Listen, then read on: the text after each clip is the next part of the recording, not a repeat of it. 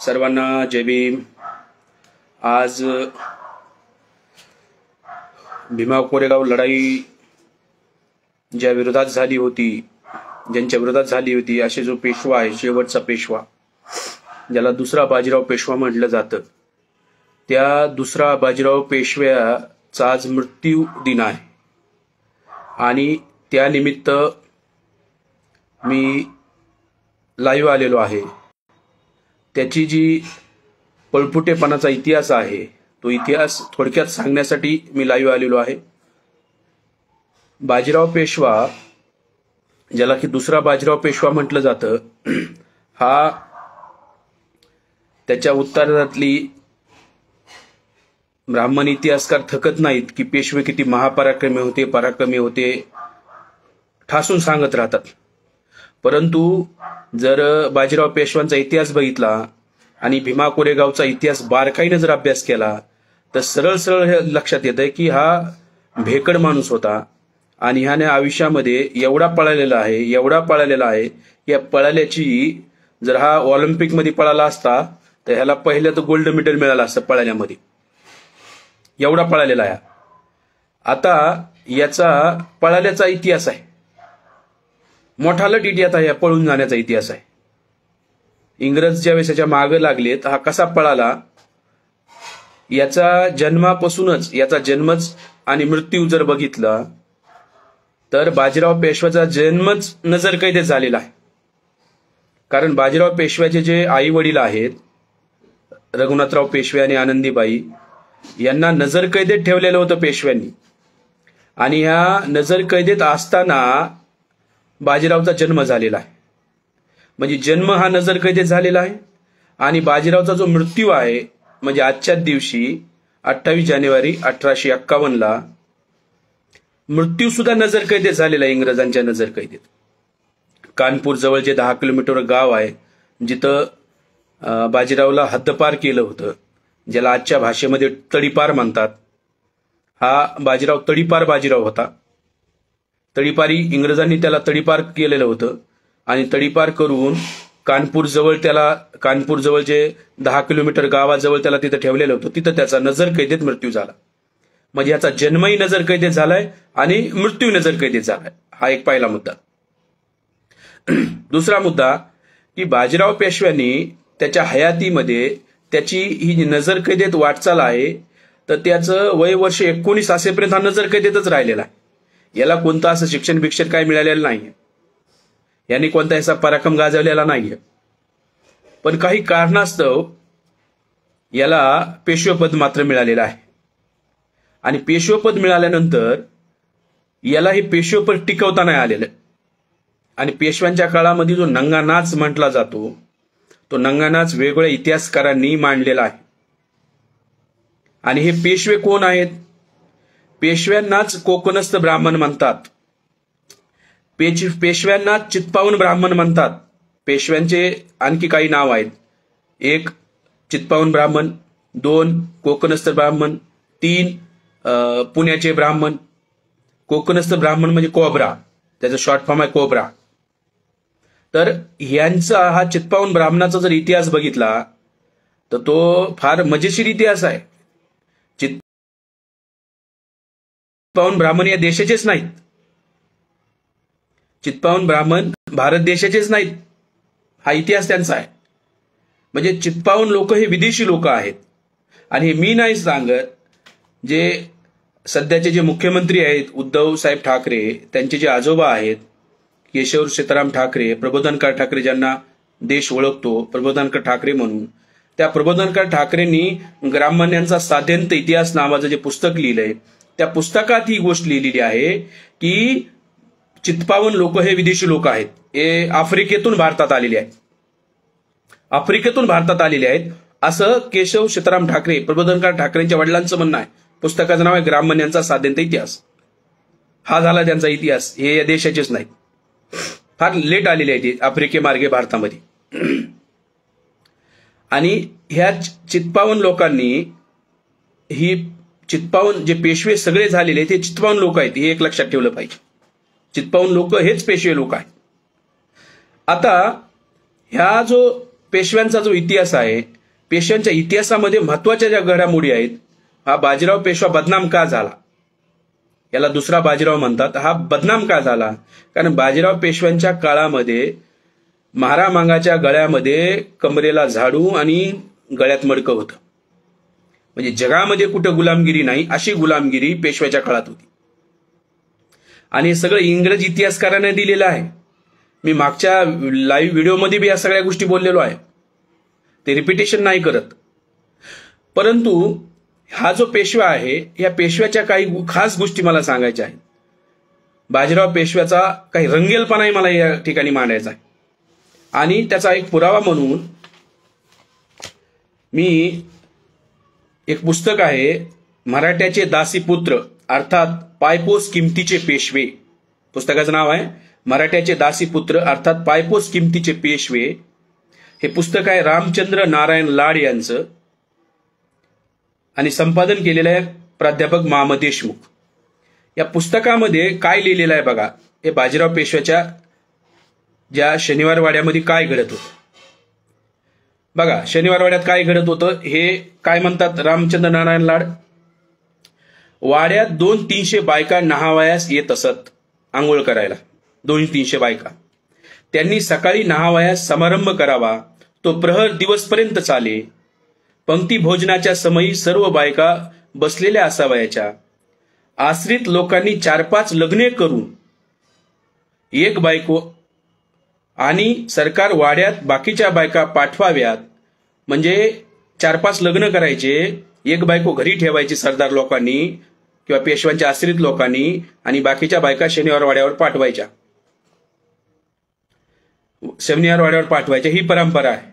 हे पुस्तकाच्या मराठ्याचे दासीपुत्र अर्थात पायपोस किमतीचे पेशवे.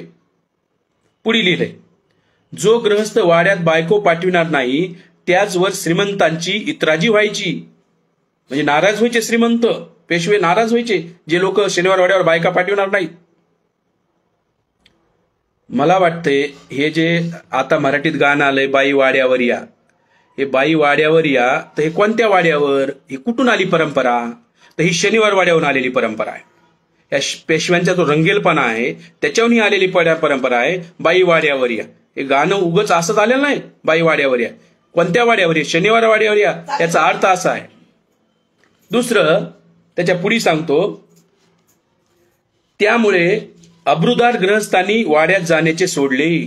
बघा, ज्यांना इज्जत आहे त्यांनी वाड्यात जाणं सोडलेलं आहे. पुढे इतकेच नाही तर पुणे देखील सोडले.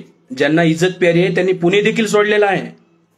बायकांनी सर्व कारभार करावा व उलटा नवऱ्यावरच त्यांचा हुकूम असे. त्यांनी आपल्या नवऱ्याकरिता श्रीमंतास सांगून त्यास मामलती कमावशी द्याव्यात. आता काही महिलांची नावं सांगितली त्यांनी. गयाबाई दातारीन, सीता शेंडीन, काशी दीक्षितीन, उमा फडकीन, ताई पैठीन या प्रकारचे सुमारे 200-400 उन्हाळ बायकांचा थवा नेहमी वाड्यात भरलेला असे. 200-300 बायका त्यांचे नाव बी आहेत. या उन्हाळ बायका शनिवार वाड्यात पडेल असायच्या.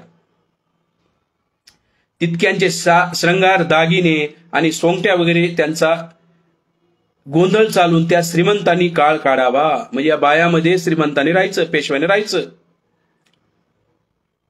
आता हे पुस्तक मराठ्याचे दासीपुत्र अर्थात पायपोस किमतीचे पेशवे रामचंद्र नारायण लाड यांच्या पुस्तकातला अवतार आहे. याचा अर्थ सरळ सरळ आहे की पेशवे काय काय गोष्टी करत होते, किती हीन दर्जाच्या गोष्टी करत होते. त्याच्या आपल्या प्रबोधन ठाकरेंनी त्यांच्या पुस्तकामध्ये पुढचा इतिहास सुद्धा लिहिलेला आहे.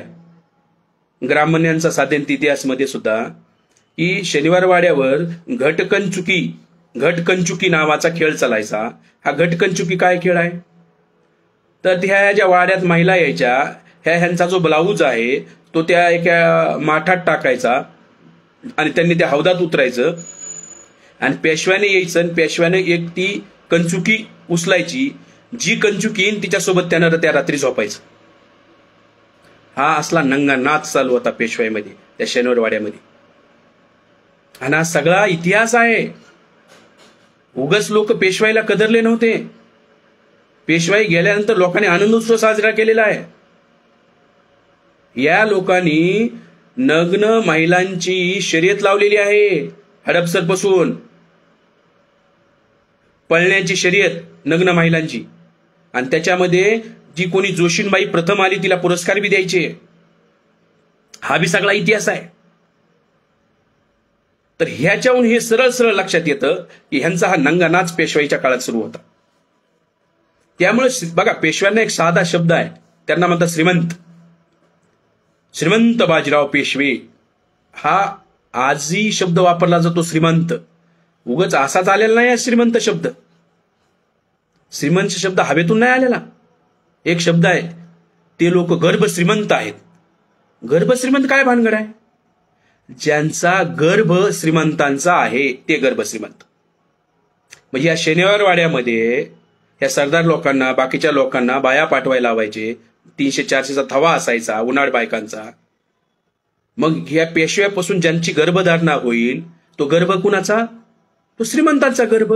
म्हणून शब्द पडला गर्भ श्रीमंत. गर्भ श्रीमंत हा शब्द तिथून आलेला आहे. म्हणजे हा श्रीमंतांचा गर्भ आहे. आणखी एक शब्द आम्ही आपल्याकडे वापरला तर खानदान. खानाचं दान, खानानं दिलेलं दान. आम्ही खानदानी आहोत, म्हणजे खानाच्या अवलादीचे आहोत. हे शब्दांचे इतिहास मी समजून घेतले पाहिजे. गर्भ श्रीमंत शब्द कसा आला, खानदान शब्द कसा आला. हा गर्भ श्रीमंताचा इतिहास असा आहे, हे श्रीमंतांचा गर्भ. त्यामुळे लोकांनी श्रीमंत म्हणणं, गर्भ श्रीमंत म्हणणं बंद केलं पाहिजे. या पेशव्यांनी हा सगळा त्यांचा जो इतिहास आहे हा नंगानाच केलेला इतिहास आहे. आणि हे जे राज्य आहे हे रसातळाला गेलेलं आहे. अस्पृश्यांची एक टोकाची अस्पृश्यता जी आहे, गुलामी त्यांनी लागलेली होती. आणि अशा काळात हा पेशवा राज्य करीत होता, ज्याला मी पळपुटा म्हणलेला आहे. मी मागच्या लाईव्ह आल्यानंतर एका सिनियर व्यक्तीचा मला फोन आला आणि त्यांनी सांगितलं की आमच्या काळामध्ये आम्हाला बालभारतीचं पुस्तक शिकवलं जायचं लहानपणी, आणि त्या पुस्तकामध्ये धडा होता पळपुटा बाजीराव. मी सहजच माझ्या मित्राला म्हणलं तू चेक कर. त्याने गुगलवर चेक केलं पळपुटा बाजीराव, तर पळपुटा शब्द टाकला कीच पुढे गुगलनं सांगितलं बाजीराव. तुम्हाला माहित आहे फेकू शब्द टाकल्यावर कोणाचं नाव येतं, तसं पळपुटा शब्द टाकला कीच लगेच आलं बाजीरावाचं नाव. हा पळपुटा बाजीराव. ह्याचा पळण्याचा इतिहास आहे. आणि या पळण्याच्या इतिहासामध्ये फार मजेशीर गोष्टी आहेत त्याच्या इतिहासामध्ये.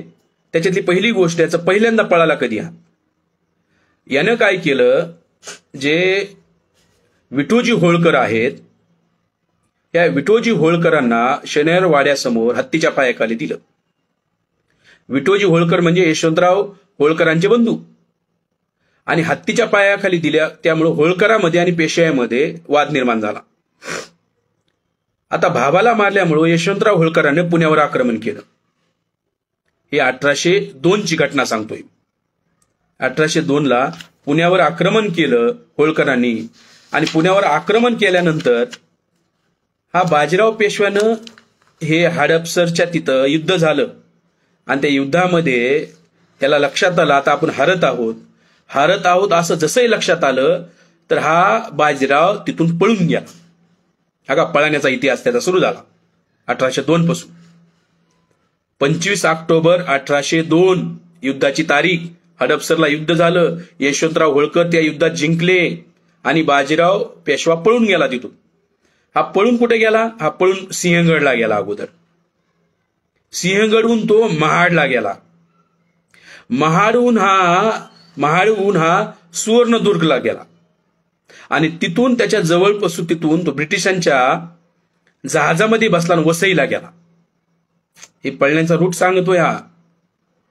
यानं जर याच्या पळण्याचा जर इतिहास लिहिला गेला आजच्या काळामध्ये तर याला या पळण्याबद्दल, पळपुट्याबद्दल गोल्ड मेडल मिळालं पाहिजे ऑलिम्पिक मधलं. एवढा हा पळालेला आहे याच्या आयुष्यात. आणि हा वसईला जाऊन इंग्रजांना जाऊन मिळाला. मग पुण्यावरती होळकरांनी कब्जा केला, यशवंतराव होळकरांनी.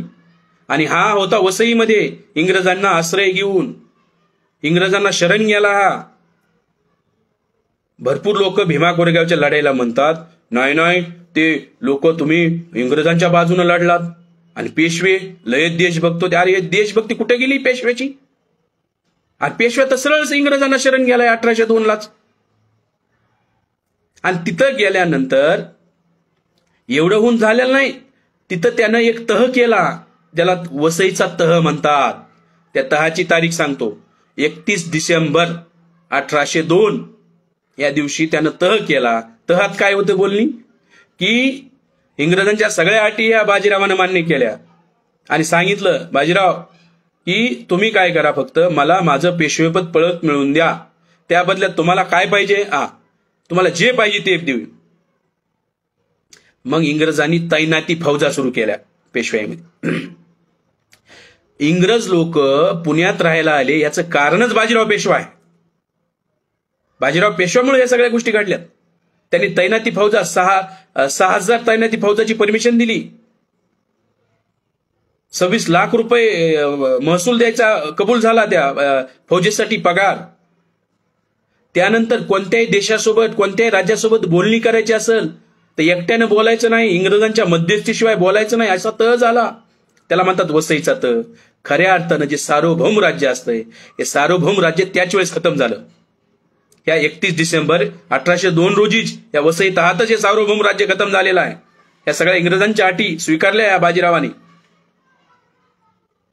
आणि नंतर त्या बदल्यात इंग्रजांनी हमला केला पुण्यावर.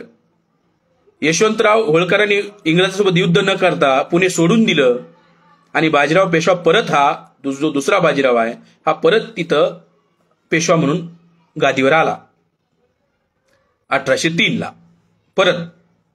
आता ह्या पळण्याचा इतिहास इथं थांबत नाही. याचा नंतरच्या काळामध्ये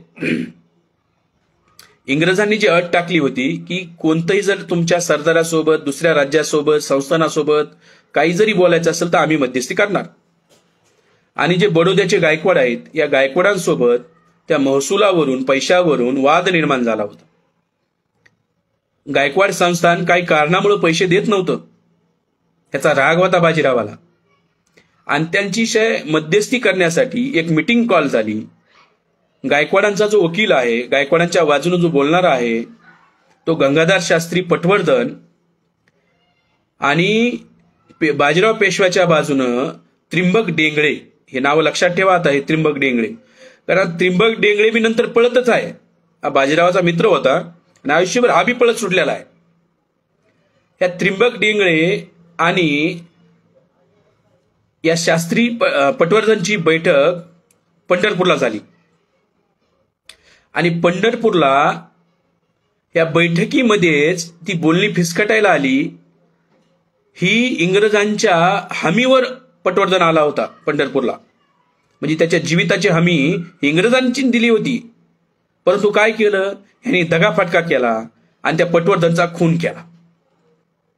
गायकवाड संस्थानाचा जो दूत आहे, त्या दूताचाच खून करून टाकला पटवर्धनचा. आणि खून कुणी केला तर हा त्रिंबक डेंगळेनी केला. मग त्रिंबक डेंगळेला इंग्रजांनी पकडलं आणि ठाण्याच्या जवळच्या जेलमध्ये टाकून दिलं. आता त्रिंबक डेंगळे कोण, तर त्रिंबक डेंगळे हा बाजीराव पेशवाचा सर्वात विश्वासू माणूस. हा गेला जेलमध्ये. मग जेलमध्ये गेल्यानंतर या त्रिंबक डेंगळेंना जेलमध्ये त्यानं त्या अधिकाऱ्यांना सांगितलं, इंग्रजांच्या अधिकाऱ्यांना, की मी खून केलाय मान्य आहे, परंतु कुणाच्या सांगण्याहून केलाय? मी माझ्या धन्याच्या सांगण्याहून, बाजीराव पेशव्याच्या सांगण्याहून खून केलाय. आणि कबुली जबाब त्यानं दिला. हा कबुली जबाब ग्रँड डब जो इतिहासकार आहे, ज्यांनी मराठा समाजाचा इतिहास लिहिलेला आहे, हिस्ट्री ऑफ मराठा, याच्या व्हॅल्यूम नंबर 3 मध्ये या गोष्टी आहेत. म्हणजे बाजीराव पेशव्याच्या सांगण्यावरून त्रिंबक डेंगळेंनी गायकवाड संस्थानाच्या दूताचा खून केला. कालांतराने त्याच्या पुढे ही घटना आहे 1815ची. 20 जुलै 1815ला खून झाला. त्याच्यानंतर 1816ला, आता बघा 1818 जवळ येत आहे, 1816ला हा तिथून पळून गेला. आणि याला पळण्यामध्ये बाजीराव पेशव्यानं मदत केली. जेलमधून पळून गेला. आणि पळून गेल्यानंतर कुठं पळून गेला तर हा नाशिक भागात खानदेशात पळून गेला. संगमनेरच्या भागामध्ये तो होता, नाशिकच्या पुढे तिकडं. ग्रँडप असं लिहितात की हा तिथं याच्यामुळे पळून गेला की तिथं शिवाजी महाराजांचं राज्य नव्हतं, कारण त्याला भीती होती त्रिंबक डेंगळेला, जर मी शिवाजी महाराजांचं जिथं राज्य अस्तित्वात होतं त्या जर क्षेत्रात राहिलो तर मला कोण होईल, म्हणून तो बाहेरच्या एरियात गेला. त्रिंबक डेंगळे पळून गेला. बघा, बाजीराव पेशव्यापासूनच याने प्रेरणा घेतली त्रिंबक डेंगळे नाही पळून जाण्याची. हे पळून जाणे भगुडे आहेत सगळे. आणि या मुद्द्यावरून इंग्रजांनी बाजीराव पेशव्याला सांगितलं की बाजीराव, तू त्या त्रिंबक डेंगळेला आमच्या स्वाधीन कर. पण त्याने स्वाधीन केलं नाही. त्याच्या बदल्यात जोपर्यंत तू स्वाधीन करत नाहीस तोपर्यंत त्यांनी काय केलं, पुरंदरचा किल्ला, सिंहगडचा किल्ला आणि रायगड तिन्ही किल्ले ताब्यात घेतले इंग्रजांनी. आणि ज्यावेळेस तू त्रिंबक डेंगळेला आम्हाला देशील त्यावेळेस आम्ही तुला हे परत करू. परंतु तरी याने त्रिंबक डेंगळेला सुपूर्द केलं नाही. त्याचा परिणाम असा झाला की आता हे 1817, आता हे 1817 आहे. 1817ला काय झालं तर इंग्रजांनी पुण्यावर चाल केली, शनिवार वाड्याला वेढा घातला. आता बाजीराव पेशवा तर भेकोड आहे, यातला काही लढण्याचा गुण नाही, यांनी कोणती लढाई जिंकलेला नाही. जसंही असं झालं तो शरण गेला, इंग्रजांनो शरण गेला सरळ, आणि तिथं तह झाला, त्याला म्हणतात पुण्याचा तह. हा पुण्याचा तह झाला 8 मे 1817. हे कोरेगावच्या युद्धाच्या जस्ट अगोदरच्या घटना सांगतोय मी, 5-6 महिने अगोदरच्या. आणि याच्यावर एवढे बंधनं लावले इंग्रजांनी की त्याच्याकडचे सगळे मुलूक ताब्यात घेतले. याला नावालाच पेशवा ठेवलं या पुण्याच्या तहानुसारच. याला राग आला. आता हे तह त्याला मान्य नव्हतं, पण काय करणार, कुजबुज वाढली.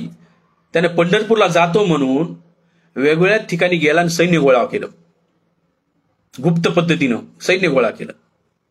आणि ते सगळं सैन्य त्यांनी ऑक्टोबर महिन्यामध्ये 1817चा ऑक्टोबर महिन्यामध्ये ते पुण्यामध्ये आणलं. इंग्रजांचं जिथं सैन्य आहे त्याच्या बाजूला त्यांनी सैन्याचं तळ आणलं. जवळपास 33,000 सैन्य होतं. ते 33,000 सैन्य तिथं होतं. आता इथं खडकीला इंग्रजांचं सैन्य आणि पुण्यामध्ये त्याच्या बाजूला पेशव्यांचं सैन्य, कधीही युद्ध होऊ शकतो अशी परिस्थिती झाली होती. आणि या खडकीच्या युद्धाच्या तिथे स्वतः ग्रँडप होते, ज्यांनी हा सगळा इतिहास लिहिलाय. ग्रँडप स्वतः उपस्थित होते त्या या युद्धाच्या प्रसंगी, युद्ध मैदानावर उपस्थित होते. आणि ग्रँडपांनी जो हिस्ट्री ऑफ मराठा हा जो ग्रंथ लिहिलाय त्या ग्रंथात हे सगळं दिलंय. आता काय झालं की तिथं 5 नोव्हेंबरला पेशव्यांनी आक्रमण केलं खडकीवर, म्हणजे इंग्रजांसोबत. तिथे युद्ध सुरू झालं. 28,000 पेशवे युद्धात उतरले. 26,000 पेशवे युद्धात उतरले. 33,000 पैकी 26,000 पेशवे उतरले आणि बाकीचे 7,000 पेशवे हे पेशव्याचं सैन्य हे बाजीरावाच्या सुरक्षेसाठी थांबलं. तरी सुद्धा यांना युद्ध जिंकता नाही आलं. आणि इंग्रज किती होते, फक्त 2800, 2,800. तरी सुद्धा यांना इंग्रज युद्ध नाही जिंकता आलं. यांची हार झाली. 5 नोव्हेंबरला हार झाली खडकीच्या युद्धामध्ये. तणावपूर्ण परिस्थिती. परत हे सैन्य हटलं पाठीमागं. हे युद्ध होणार आहे म्हणून यांनी काय केलं, कॅप्टन स्मिथला बोलवलं आणि कॅप्टन स्मिथ मोठी कुमक घेऊन परत पुण्यामध्ये दाखल झाला. त्याची तारीख आहे 13 नोव्हेंबर. आता भीमा कोरेगावच्या लढाईच्या 1-1.5 महिन्याच्या घटना आहेत या सगळ्या. आणि जसे ही कॅप्टन जनरल हा ब्रिगेडियर होता,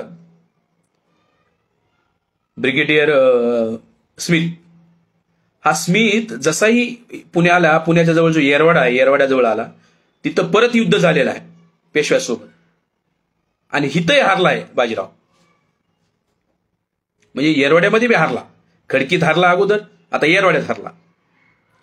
तरी सुद्धा हे 13 नोव्हेंबर 14 नोव्हेंबरला येरवाड्याला युद्ध झालेलं आहे. 1817च्या गोष्टी सांगतोय.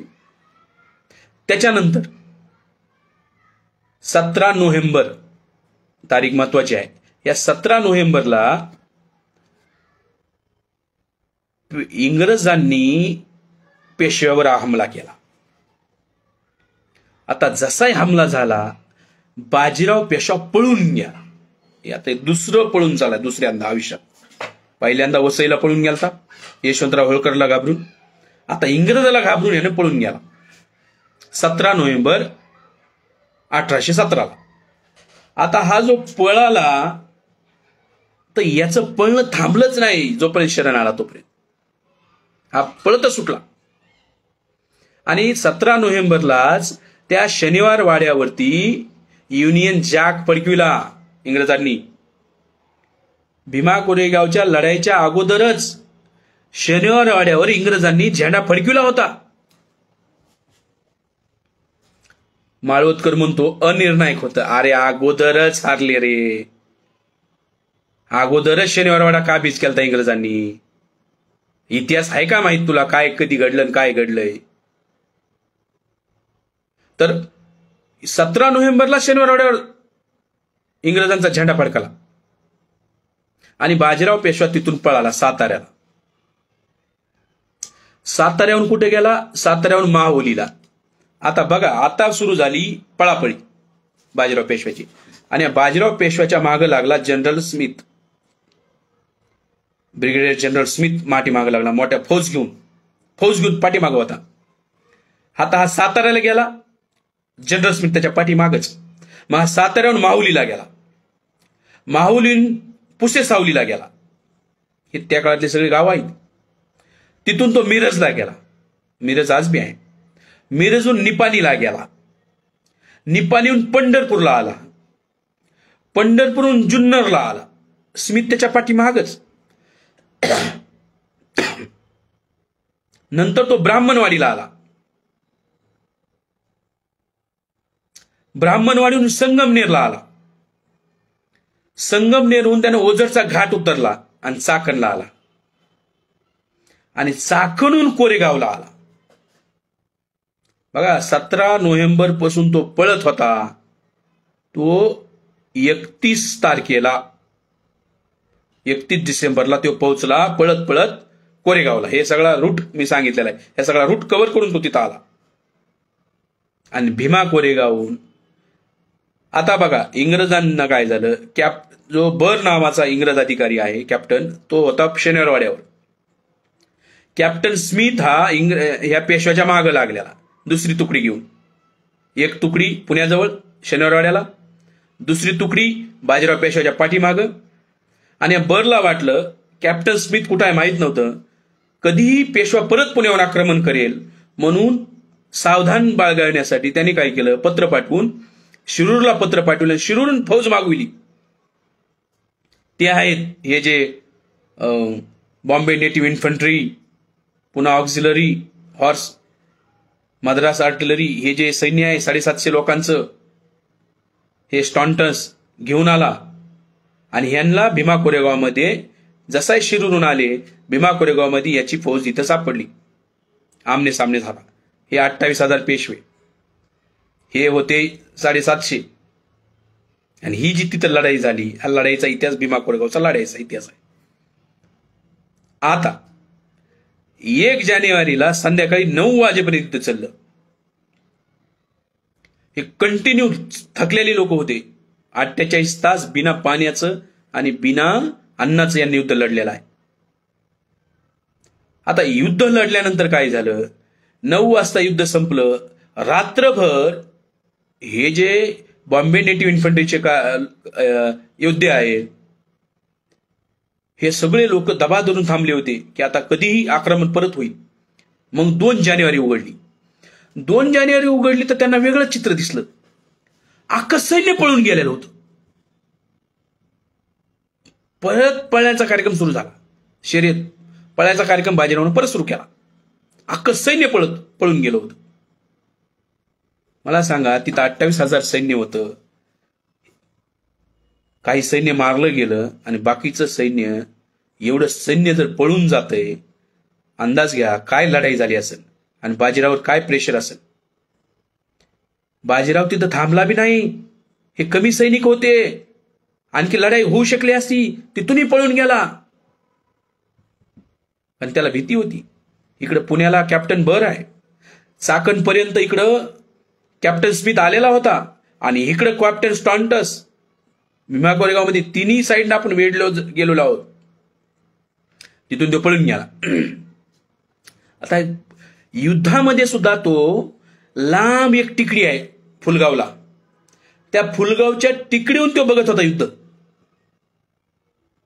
युद्ध मैदानावर काय तलवार घेऊन लढलेला नाही तो, युद्धावर होता म्हणजे लांब टिकडीवर भेकड लांबून बघत होता, काय होते काय नाही अंदाज घेत होता.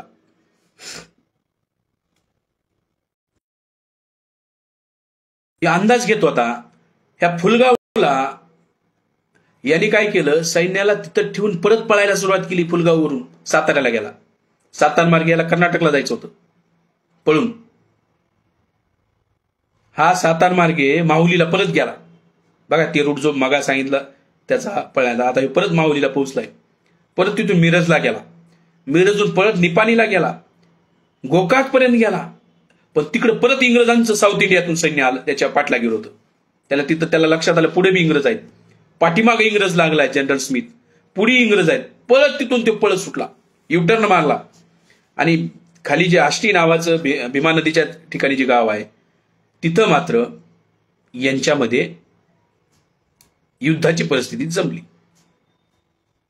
आता ह्या दरम्यान कॅप्टन स्मिथ काय करत होता, कॅप्टन स्मिथला पळायला लागलाय, गटाना गेला, निस्ता पळत होता. म्हणून कॅप्टन स्मिथ गेला साताऱ्यामध्ये, आणि साताऱ्याच्या वाड्यावरती त्यांनी कब्जा केला. तिथं त्यांनी 10 फेब्रुवारीला युनियन जॅक फडकविला, म्हणजे ब्रिटिशांचा झेंडा सातारच्या तिथे. परंतु दुसऱ्या दिवशी त्यांनी काय केलं की तो झेंडा उतरविला आणि छत्रपती शिवाजी महाराजांचा झेंडा फडकविला इंग्रजांनी 11 फेब्रुवारीला, दुसऱ्याच दिवशी. असं का केलं इंग्रजांनी? कारण इंग्रजांना नंतर समजलं की स्वतः छत्रपती प्रताप सिंहालाच कैद करून ठेवलेला आहे, नजर कैदेत ठेवलेला आहे पेशव्यांनी. त्यामुळं आपलं लढाई ही राजा प्रताप सिंहासोबत नाही. त्याच्यामुळं त्यांच्या वाड्यावरती जो साताऱ्याचा वाडा आहे तिथं त्यांनी युनियन जॅक दुसऱ्या दिवशी खाली उतरला, शिवाजी महाराजांचा झेंडा फडकविला. ह्याचा सरळ अर्थ होतो, इंग्रज सांगत होते की आमची लढाई छत्रपतीच्या वंशजासोबत नाही, आमची लढाई पेशव्यासोबत आहे. हे सरळ अर्थ आहे. त्यामुळे भीमा कोरेगावचा जो स्तंभ आहे हे माळवदकर म्हणतो हे नाही, ते मराठ्यांचं युद्ध होतं. अरे बाई, तू जे स्तंभ लिहिलास तुझाच आहे ना, हे पेज नंबर 46 माळवदकरच्या पुस्तकामध्ये हा जयस्तंभावरचं दक्षिणेची बाजूवर लिहिलंय ना. काय लिहिलंय बघा, दुसरे निवडक लोक पेशव्यांचे यांनी मोठ्या चढ्यावर चढाया केल्या असता पेशव्यांच्या फौजेचा मोड करून इंग्रजी लोकांनी जय मिळविला. इंग्रजांनी स्तंभावरती मराठ्यांच्या विरोधात जय मिळवला असं नाही लिहिलं, इंग्रजांनी पेशव्यांच्या विरोधात जय मिळवला असं लिहिलेलं आहे. आणि जयस्तंभावर आहे हे सगळं लिहिलेलं. ह्याचा अर्थ आहे इंग्रजांची लढाई मराठ्यांच्या विरोधात नव्हती, पेशव्यांच्या विरोधात होती. म्हणून जयस्तंभावर पेशव्यांचा आहे उल्लेख आहे. माळवदकर त्याला मराठ्यांचं युद्ध म्हणतो. जाणीवपूर्वक हा इतिहासाचा खोटा प्रचार करत आहे. जयस्तंभ हा प्रायमरी सोर्स आहे हिस्ट्रीमध्ये. नाणे, करन्सी, शिलालेख, स्तंभ हे प्रायमरी सोर्स मानले जातात इतिहासात. पुस्तकं सेकंडरी सोर्स असतात. स्तंभ हाच प्रायमरी सोर्स आहे. महत्वाचा पुरावा आहे स्तंभच. स्तंभावर लिहिलंय पेशव्यांच्या विरोधात इंग्रजांनी युद्ध लढलेलं आहे. याचा सरळ अर्थ आहे, जर पेशव्यांच्या विरोधात युद्ध लढलंय, कशाला हा सांगतो माळवदकर पुस्तकात हे मराठ्यांच्या विरोधात युद्ध होतं? हे गलत आहे. हे पेशव्यांच्या विरोधात युद्ध होतं. म्हणून 10 फेब्रुवारी युनियन जॅक फडकला साताऱ्याच्या वाड्यावरती छत्रपतींच्या. दुसऱ्याच दिवशी युनियन जॅक खाली घेतला इंग्रजांनी आणि तिथं शिवाजी महाराजांचा त्यांनी झेंडा फडकविला 11 फेब्रुवारी 1818. भीमा कोरेगाव युद्ध झाल्याच्या 40 दिवसाच्या घटना सांगतोय. हे सगळं आहे ग्रँडअपनं लिहून ठेवलंय. हिस्ट्री ऑफ मराठा पुस्तक वाचायला पाहिजे माळवदकरनी. आता याचा अर्थ होतो की या आता आष्टीजवळ 20 फेब्रुवारीला इंग्रजांचं आणि पेशव्यांचं आमनेसामने युद्ध झालं परत. आता माळवदकरांनी स्वतः या पुस्तकात लिहिलंय की हे युद्ध म्हणजे किती होते लोक, तर काही सैन्य युद्ध सुरू व्हायच्या अगोदरच बाजीराव तिथून पळून गेला. बाजीराव युद्ध तिथंही लढला नाही. याचा अर्थ काय होतो की बाजीराव पेशवा तिथून पळून गेला आणि तो जो बापू गोखले आहे सेनापती त्यानं ते युद्ध लढलं. माळवदकरच्या सांगण्यानुसार, त्याच्या माळवदकरांचं म्हणणं आहे की त्याच्यामध्ये 500 सैनिक होते, 500 लोक होते फक्त, आणि त्याच्यापैकी फक्त 300 लोक लढले. म्हणजे कॅप्टन स्मिथ सोबत इंग्रजासोबत किती लोक लढले? 300. अरे 28,000 पळून गेले. 300ची काय अवकात आहे पेशव्यांची? 28,000 लोक तुम्ही पेशवे जिंकू शकले नाहीत युद्ध, 300 कसे जिंकणार आहे? त्यामुळे ही सुद्धा ते लढाई हे होऊन गेली छोटी. याला चकमक म्हणता येत नाही माळवदकर, ही चकमक आहे, ही छोटी लढाई आहे. 300च होते पेशवे. 300ला हरविणं म्हणजे काही लई मोठी तीर मारला नाही. आता तिथं बापू गोखले मारला गेला आणि हा जो आहे बाजीराव पेशवा हा तिथून पळून गेला. या युद्धाच्या दुसऱ्याच दिवशी या स्मिथनं जे लेटर लिहिलंय ते लेटर माळवदकरांनी लिहिलंय पुस्तकामध्ये. त्या लेटरनुसार जनरल स्मिथ म्हणतो की छत्रपती प्रतापसिंह, त्यांचे भाऊन मातोश्री यांना आम्ही पेशव्यांच्या सुटकेतून, पेशव्यांपासून आम्ही त्यांची सुटका केली आणि आता ते सुखरूप आहेत याचं आम्हाला समाधान आहे. बघा, हे 21 फेब्रुवारीचं पत्र आहे. त्याच्या 10 दिवस अगोदरच 11 फेब्रुवारीलाच त्यांनी शिवाजी महाराजांचा झेंडा तिथं फडकविलेला आहे युनियन जॅक खाली घेऊन. हे सरळ अर्थ आहे की छत्रपती प्रतापसिंहांची सोडवणूक केलेली आहे इंग्रजांनी पेशव्यांपासून. छत्रपती स्वतः नजर कैदेत होते यांच्या, बाजीराव पेशव्याच्या, म्हणून असं लिहिलेलं आहे. म्हणून परत त्यांना गादीवर बसवलंय आणि पेशवे पद खतम केलंय इंग्रजांनी. छत्रपती शिवाजी महाराजांच्या वंशजाचं पद नाही नष्ट केलं, राजापद. त्यांना राजगादीवर परत बसवलंय, पेशवे पद नष्ट केलेलं आहे. याचा सरळ अर्थ आहे मनुस्तंभावरती पेशव्यांच्या फौजेचा मोड केला असा आहे उल्लेख. पेशवे असा आहे उल्लेख. जाणीवपूर्वक हे असं असताना सुद्धा माळवदकरनं जागोजागी मराठा सैन्याने असं आक्रमण केलं, मराठा सैन्याने तसं केलं, हे स्वतः असताना सुद्धा अरे पेशव्यांनी केलं लिहिना जाणीवपूर्वक काय. त्यामुळे जे माझं म्हणणं आहे की यामुळं महार आणि मराठ्यात दंगली घडवण्यासाठी यांनी पुस्तक लिहिलेलं आहे. सामाजिक सलोखा बिघडावा म्हणून यांनी पुस्तक लिहिलेलं आहे. बल्कि ही लढाई सरळ सरळ पेशवाई गाडण्याची होती. छत्रपतींना पेशव्यांच्या कैदेतून सोडण्याची होती. त्यामुळे छत्रपती तिथून सुटलेले आहेत, नंतर गादीवर बसलेले आहेत, हे समजून घ्यावं लागेल. मुद्दा आपला ह्याच्या पळण्याचा आहे, त्याला आपल्याला सोडायचं आहे. आता हा तिथूनही पळाला. आता कोरेगाव युद्धातून हा कुठे गेला, हा त्याच्यानंतर कुठे गेला हा प्रश्न आहे. आष्टीवरून पळाला. आष्टीवरून हा कोपरगावला गेला. कोपरगावला काही दिवस राहिला. कोपरगाववरून हा चांदवडला गेला. चांदवडहून चोपड्याला आला. जळगाव जवळ जे चोपडा आहे ना, जळगाव तालुक्यात, जळगाव जिल्ह्यातलं. ही 5 मेची घटना आहे. हा चोपड्याला होता 5 मेला. भीमा कोरेगावचं युद्ध झालं 1 जानेवारीला, त्याच्यानंतरची घटना आहे 5 मेला. आणि हा नंतर थाकला. एवढा थाकला की याच्याकडचं कोणतं सैन्य राहिलं नाही, याच्याकडे ती भांडे सुद्धा स्वयंपाकाला राहिले नाहीत. सगळे लोक याला सोडून गेले. हा निस्ता पळत होता. आणि शेवटी काय झालं, यानं निरोप पाठविला एक इंग्रज अधिकाऱ्याला, त्याचं नाव आहे माल्कम.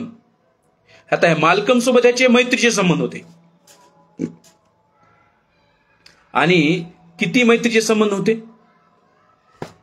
की माल्कमनं त्याला सांगितलं की तू जर शरण येत असशील तर आम्ही तुला गुन्हेगार म्हणून, कैदी म्हणून नाही पकडणार, तुला पेशवेपद आम्ही देणार नाही. हा, मी जास्तीत जास्त काय करू शकतो, तुला 8 लाख पेन्शन देतो इयरली, वार्षिक. आणि ह्यांच्यामध्ये हा सौदा झाला. 1 जूनला फायनल लेटर दिले यांनी. की 24 तासाच्या आत जर तू शरण याला नाहीस तर मी माझा सौदा तोडेल मालकमनी. आणि 2 जून 1818 हा बाजीराव पेशवा शरण गेला इंग्रजांना. शरणागती पत्कारली. पळून पळून थकला. कधीपासून पळत होता? पळण तरी किती? 17 नोव्हेंबर पासून पळत होता. 17 नोव्हेंबर पासून डिसेंबर 1 महिना, जानेवारी 2 महिना, फेब्रुवारी 3 महिना, मार्च 4 महिना, एप्रिल 5 महिने, मे 6 महिने. 6 महिने झालं पळत होता. 150 दिवसापेक्षा जास्त पळत होता. जगाच्या इतिहासात एवढा माणूस कोणी पळालेला नाही जेवढा बाजीराव पेशवा पळालेला आहे. आमचं जर सरकार आलं या देशामध्ये, आम्ही बाजीराव पेशव्याला पळण्याबद्दल अवॉर्ड देऊ. खूप पळाला, मैदान सोडून पळाला म्हणून. एवढं कोण पळाले? भारताच्या इतिहासात असा तर कोणी पळपुटा माणूस जन्माला नाही जेवढा एवढा पळाला असं भिवून इंग्रजांना. शरण गेला आणि मग त्याची रवानगी कानपूरला केली. कानपूर जवळ जे एक गाव आहे 10 किलोमीटरवर, तिथं तो राहिला आणि आजच्याच दिवशी तो तिथं मेलेला आहे. 28 जानेवारीला 1851 त्याचा तिथं मृत्यू झालेला आहे. तर हा सगळा पळपुट्याचा प्रवास आहे. पळण्यामध्ये फार मोठी हे आहे. आणि हे जर भीमा कोरेगावची लढाईमुळं हे सरळ सरळ कळत आहे की ही यांनी हा भेकड होता, यानं काय यांच्या लढाईचा गुण नव्हता यांच्यामध्ये, पेशव्यामध्ये. सगळा हा इतिहास समोर आहे. तर हे आपण समजून घेतलं पाहिजे. महाराजांनी जे शाहू महाराज आहे ते साताऱ्याहून नंतर राजगादी चालवत होते, तर यांना शनिवारवाडा बांधायची काय गरज होती? यांनी कारभार शनिवारवाड्याहून चालवला. म्हणजे शिवाजी महाराजांची जी शिवशाही होती, संभाजी महाराज नंतर शाहू महाराज, आणि शाहू महाराजांच्या काळामध्ये पेशवे ताकदवर बनले आणि त्यांनी कारभार साताऱ्याहून न करता नावाला राजाला ठेवलं आणि कारभार पुण्याहून सुरू केला शनिवारवाड्याहून. हा शनिवारवाड्यांनी बांधला 1729-30 आणि हे शनिवारवाडा बांधताना फार महत्वाचा पुरावा मी देतो. कसा बांधलाय शनिवारवाडा? या शनिवारवाड्याबद्दल एक महत्वाची माहिती सांगतो आणि थांबतो. एक शेवटचा गोष्ट सांगून थांबतो. छत्रपती शाहू राजाने जे पेशवे नियुक्त केलेले होते त्यांनी सातारा येथे न राहता 1729 मध्ये पुणे येथे खास आपल्यासाठी शनिवारवाडा बांधला. तेव्हा त्या बांधकामाची सुरुवात जिवंत मांग व्यक्तीला पायामध्ये गाडून करण्यात आली. हे कुठं आहे? पुस्तकाचा रेफरन्स आहे gazetteer of the Bombay presidency volume 18 part 3 page number 345. म्हणजे शनिवारवाडा जो बांधलेला आहे हा एक जिवंत आमचा मातंग बांधव जिवंत तिथं गाडलेला आहे या शनिवारवाड्यात. म्हणून ज्यावेळेस भंडारकर संस्था फोडली त्यावेळेस एक नारा होता, भंडारकर तो झाकीय शनिवारवाडा बे बाकी. हा सगळा पळकुट्यांचा इतिहास आहे. तरी सुद्धा चुकीच्या पद्धतीनं काही लोक मांडत आहेत. मी स्वतः मागच्या याच्यामध्ये लाईव्ह येऊन माळवदकरच्या पुस्तकाची चिरफाड केलेली आहे.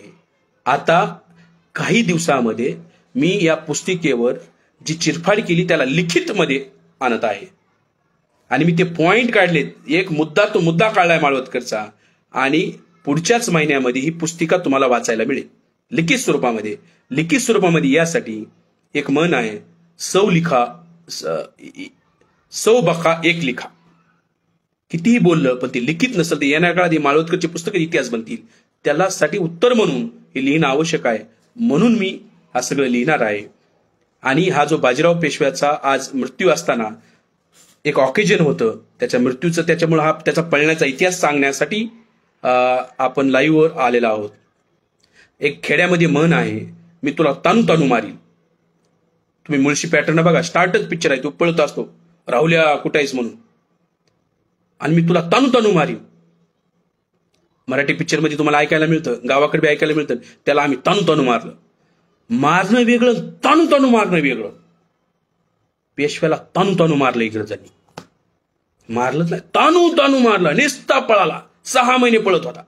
याला म्हणतात तानू तानू मारणे. मला वाटतंय ह्या बाजीराव पेशव्याला हा जो तानू तानू मारणे म्हणजे पळू पळू मारणे, हा बाजीराव पेशवा एवढा पळाला की तेथून पुढे ही मन पडली असावी, हा माझा अंदाज आहे. तिथून पुढे महाराष्ट्रात मन पडली असेल, तुला मी ताणू मारील, तुला मी पळू मारील. म्हणजे हे पेशव्या, हे दुसरा बाजीरावचे जे हाल झाले, तिथून पुढे असं घडलं असावं असा माझा अंदाज आहे. तुम्ही सर्व लोक लाईव्ह आलात, माझा ऐकलात, त्याबद्दल आभार. तुम्ही जास्तीत जास्त हा व्हिडिओ शेअर करा, लोकांपर्यंत खरी माहिती पोहोचवू द्या, एवढी अपेक्षा करतो आणि थांबतो. धन्यवाद. जय भीम, जय भारत.